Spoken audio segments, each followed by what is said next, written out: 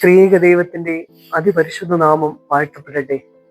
കർത്താവിനാൽ അനുഗ്രഹീതരെ, ആത്മാവും ജഡവും ദൈവത്തിങ്കിലേക്ക് കൂടുതൽ അടുക്കുന്ന ഒരു നോമ്പുകാലം കൂടി ആഗതമായിരിക്കുകയാണ്.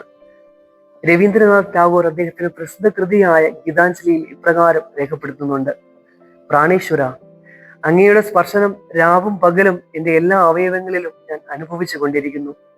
അത് സദാ സ്മരിച്ച് എൻ്റെ ജീവിതം മുഴുവൻ ഞാൻ പവിത്രമായി സൂക്ഷിക്കും. ജ്ഞാനസ്വരൂപനായ അവിടുന്ന് എൻ്റെ ഹൃദയ കുടീരങ്ങളിൽ വിരാജിക്കുന്നു. ആ സത്യം സ്മരിച്ച് എൻ്റെ സകല ചിന്തയിലും ധ്യാനത്തിലും മിഥ്യയായ സകലതും അകറ്റി നിർത്തുന്നതിന് ഞാൻ സദാ സർവദാ യത്നിക്കും. ഒരു തരത്തിൽ ചിന്തിക്കുമ്പോൾ നമ്മുടെ നോമ്പും ഇപ്രകാരം തന്നെയല്ലേ? ദൈവത്തിന്റെ സ്പർശനം അടുത്തറിയുവാനും ദൈവം നമ്മുടെ ഉള്ളില് ഉണ്ടെന്ന വിശ്വാസത്തിൽ ജീവിക്കുവാനും ആ വിശ്വാസത്തിൽ ജീവിക്കുമ്പോൾ സകലതും നീതിയിലും സത്യത്തിലും പ്രവർത്തിക്കുവാനും മിഥ്യയായ സകലതും നമ്മുടെ മനസ്സുകളിലും ചിന്തകളിൽ നിന്നും മാറ്റി നിർത്തുവാനും നമ്മൾ യത്നിക്കുകയും ചെയ്യുമ്പോഴാണ് നോമ്പ് അതിന്റെ പരിപൂർണതയിൽ എത്തുന്നത്.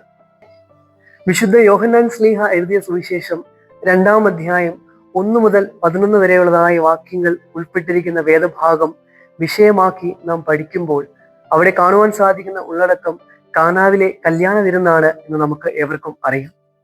ഫാദർ ജോർജ് മൊറേലി തന്റെ പുസ്തകമായ ദ വെഡിങ് ഇൻ കാന, the power and the purpose of the first miracle of Jesus Christ in the gospel of John എന്ന പുസ്തകത്തിൽ ആമുഖമായി ഈ സാഹചര്യത്തെ രേഖപ്പെടുത്തിയിരിക്കുന്നത് ഇപ്രകാരമാണ്: സ്വർഗരാജ്യത്തിലെ സന്തോഷം കാനാവിലെ ചെറിയ വിരുന്നു ഭവനത്തിലേക്ക് ക്രിസ്തു ഇറക്കിക്കൊണ്ടുവന്നു എന്ന്.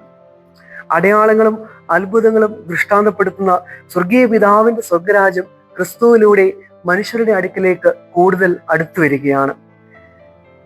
ദാസരുടെ വിവാഹ ശുശ്രൂഷയിൽ പങ്കെടുത്ത ദാസരൂപം കൊണ്ട് ക്രിസ്തുവിലൂടെ ക്രിസ്തുയേശുവിന്റെ ഭാവം നമ്മളിലും ഉണ്ടാകട്ടെ എന്ന് പൗലോസ് ശ്ലീഹ നമ്മളെ ഓർപ്പിക്കുന്നത് നോമ്പിലെ ധ്യാനാത്മക ചിന്തകൾക്ക് നമുക്ക് ഏറെ സഹായമാകും. That should inspire us to align our thoughts to the approaches of Jesus Christ. അതിഥികളും ആതിഥേയരും ആഡംബരപൂർവ്വം ആഘോഷങ്ങളിൽ ഏർപ്പെട്ടിരുന്നപ്പോൾ കരുതിയിരുന്ന വീഞ്ഞിന്റെ ക്ഷാമം അവരെ മനപ്രയാസപ്പെടുത്തി. ആഘോഷങ്ങളൊക്കെയും അസ്വസ്ഥതകളായി മാറി. സന്തോഷം ദുഃഖമായി പരിണമിച്ചു. ആരവങ്ങളൊക്കെയും മർമ്മരങ്ങളായി മാറ്റപ്പെട്ടു. വിരുന്നുകാരനും വീട്ടുകാരനും വിളമ്പുകാരനും ഒരുപോലെ ആ സമയം ദുഃഖിച്ചു. പക്ഷേ അവിടെ ഒരു വീണ്ടെടുപ്പുകാരനുണ്ട് എന്നൊരു സത്യം അവരവിടെ മനസ്സിലാക്കുന്നു. ഒരു മുന്തിരിപ്പഴം പോലും കൊയ്തെടുക്കാത്ത ക്രിസ്തു എങ്ങനെ വീഞ്ഞുണ്ടാക്കുമെന്ന് അവിടെ പലരും ചിന്തിച്ചിട്ടുണ്ടാകാം. അവർ തമ്മിൽ പിറുപിറുത്തിട്ടുണ്ടാകാം.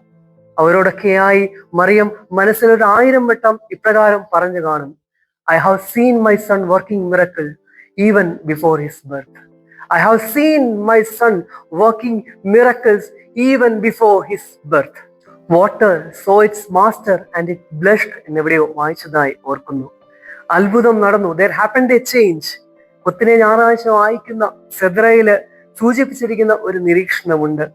പാട്ടും നൃത്തവുമായി കഴിഞ്ഞിരുന്ന കല്യാണ മണ്ഡപം സ്തുതിയും സ്തോത്രവുമായി ഭേദപ്പെട്ടു. ആരവങ്ങളൊക്കെ മർമ്മരങ്ങളിൽ നിന്ന് ഇപ്പോൾ ആരാധനയായി പരിണമിക്കപ്പെട്ടിരിക്കുകയാണ്. നമ്മുടെയൊക്കെ ജീവിതത്തിൽ മാറ്റങ്ങൾ അത്യന്താപേക്ഷിതമാണ്. വെള്ളം ദൈവ സാന്നിധ്യം കൊണ്ട് വീഞ്ഞായി മാറിയപ്പോൾ ആ ദൈവ സാന്നിധ്യം കൊണ്ട് സമൂലമായ പരിവർത്തനം നമ്മുടെയൊക്കെയും ജീവിതത്തിൽ കൊണ്ടുവരേണ്ടതിന്റെ ആവശ്യകത വളരെ വലുത് തന്നെയാണ്.